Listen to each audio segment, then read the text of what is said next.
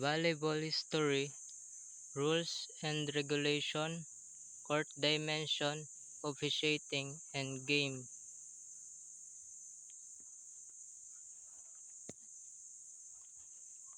Volleyball is a team sport in which two teams of six players are separated by a net. Each team tries to score points by grounding a ball on the other team's court under organized rules. It has been a part of the official program of the Summer Olympic Games since Tokyo 1964.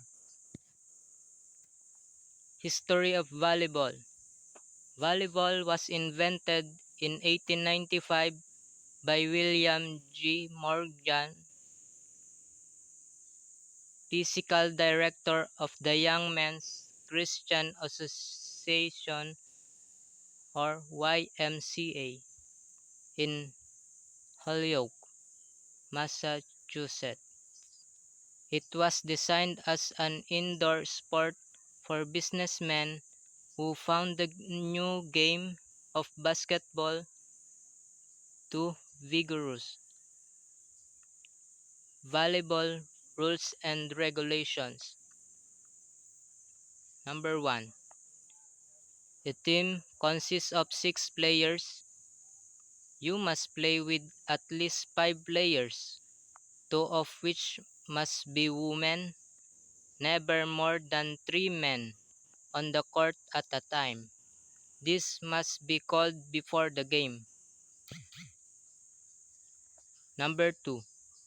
It is considered a forfeit for your team if you have less than 5 players.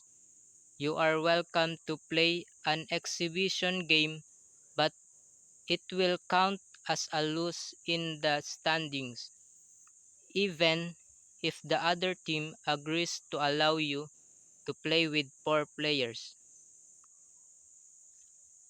Flanagans will recognize the game as a loss. This must be called before the game, so if the 4-player team wins, no conflict can ensue. All players must be present within the 15-minute grace period. Number 3. Each member of the team shall serve in turn, rotating clockwise. Number 4. Teams will volley for first serve. The team winning the volley will serve the first game. The team that loses serves the following game. The server shall stand with both feet behind the rear boundary line and may not step on or over the boundary line until after the serve has been hit. Number 6. If a player touches the ball or the ball touches a player, he or she is considered as having played the ball. Exception: a block is not considered a hit. Each team may hit the ball 3 times before the ball is hit to the opposing team. Number 7. Players are not permitted to scoop, hold, or lift the ball. Players may not touch the net. Number 8. Players are not permitted to spike the ball on the serve. Players aren't allowed to come from the back to front to spike. It is legal to contact the ball with any part of the body above the knee as long as the ball rebounds immediately and does not lie against the body. Kicking is not permitted as number 9. Then, number 10. It is permissible to run out of bounds and play a ball before it contacts an object out of bounds. Once it hits an object out of bounds, it is a dead ball. Number 11. When a ball touches a boundary line, it is considered good. Number 12. A ball touching the body more than once in succession is considered a double hit and is illegal except when blocking or on a hard-driven spike. 13. A ball hit into the net by a team may still be kept in play provided the net isn't touched by the players or it is not the third hit. Number 14. A ball is still in play if it hits the net and goes over into the opponent's court during the volley and the serve. Number 15. If two players contact the ball simultaneously, it counts as one hit, and either player may play the next hit. Next, number 16. A spiker must contact the ball on his or her side but may in the course of the follow-through crossover but not touch the net. A player may never cross the plane of the net while blocking. Number 17. 21 points wins the match. Teams must win by 2 points with a 21-point cap. Games will be best of 3 or 1 hour maximum matches. Number 18. Substitutions may be made during the game into the server position only.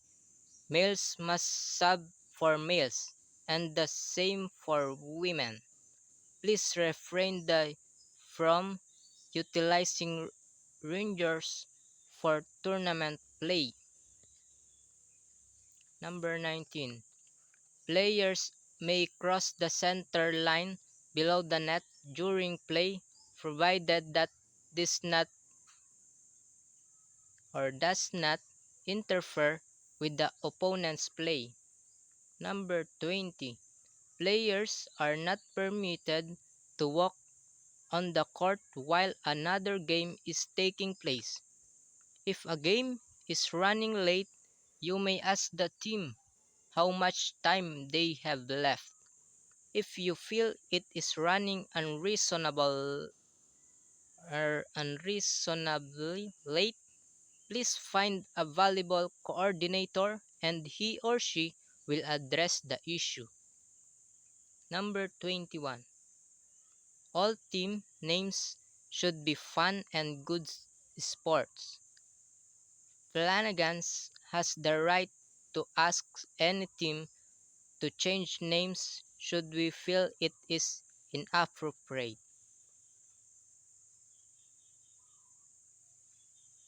O hindi katanggap-tanggap. Number 22. Flanagan's volleyball coordinators have the authority to make any or all final decisions regarding anything questionable and or not covered here. Quad leagues. Gameplay rules the same as 6. Teams must consist of 4 players, must play with at least 3 players. Called quads. Beer league If playing with three players, two must be women. This is to prevent unfair advantage in spiking and prevent players playing down. Court dimensions. The game is played on a volleyball court 18 meters equivalent to 59 feet long and 9 meters equivalent to 29.5 feet wide, divided into two 9 meters by 9 meters halved by a 1 meter or 40 inches wide net placed so that the top of the net is 2.43 meters or 7 feet 11 and 5/8 inches above the center of the court for men's competitions, and 2.24 meters 7 feet and 4 and 1/8 inches for women's competition. These heights are varied for veterans and junior competitions. Warrenton Youth Sports Club Volleyball Court. Ito ang volleyball court diagram. Officiating volleyball. Do you need officiating volleyball tips? Do you possess the character and conduct necessary to be a professional volleyball official? Professionalism. Professional is your first step on your journey as a volleyball professional. What is professionalism? Professionalism is the conduct, aims, or qualities that characterize or mark a professional person. Do you have the character and conduct to be a professional? Professionalism is an area of officiating volleyball that officials are encouraged to excel. Some officials equate being skilled and competent as being professional. This isn't exactly the case. Be trustworthy. Trust yourself. Know right from wrong. Police yourself. Do the right thing without being told. Avoid situations that could be perceived as conflict of interest, improper, immoral, or illegal. These things can call into question your integrity. You don't want to cast shadows on your professionalism. Be responsible for your actions. Refrain from engaging in negative comments about other officials, coaches, or players. Maintain a respectful and courteous relationship to all.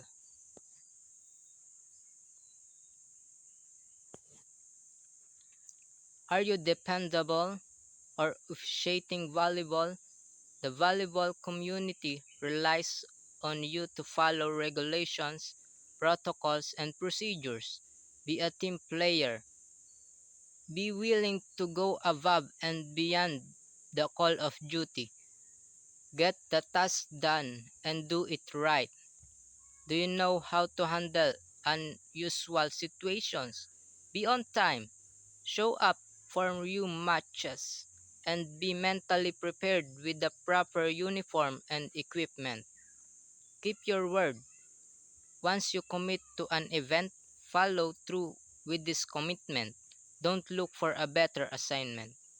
Treat your work crew as equals. Respectful, timeliness, appearance, sharing and mentoring, detail-oriented. You want to have a professional attitude and demeanor. This means always look for your best and do your best. You show everyone the respect and courtesy you expect for yourself. You must develop behavioral skills together with your technical skills. An individual's talent will determine their level of technically competency, but all officials are on equal ground for being successful as a professional. Professionalism is about do what you do off the court as well as what you do on the court. Be a class act and not an official that is only concerned with how they perform on the stand. Volleyball, game played by two teams, usually of 6 players on a side, in which the players use their hands to bat a back or to bat a ball back and forth over a high net, trying to make the ball touch the court within the opponent's playing area before it can be returned. Thank you for watching and listening.